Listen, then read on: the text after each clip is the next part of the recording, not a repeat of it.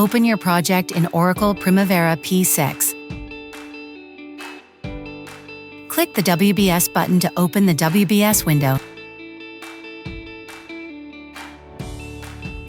Step 3. Add WBS nodes. Press the INS key or right-click and select Add to add a new WBS node. 3. Repeat Step 2 to add 3 WBS nodes for Engineering, Mechanical, Bid Document.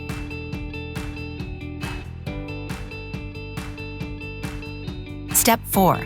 Indent and order WBS nodes. Click the WBS code heading to Indent WBS nodes. Use the Move toolbar arrows to order and indent WBS nodes. Ensure WBS nodes are displayed hierarchically. Step 6. Switch to Activities window. 1. Click the Activities icon on the project toolbar. 2. Alternatively, click the Activities tab. Refresh data if necessary. Press F5 to refresh data if WBS display is incorrect. Step 8. Adjust layout if necessary.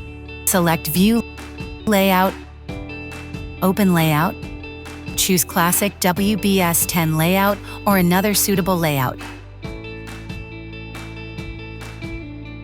Note: layouts may vary depending on software configuration.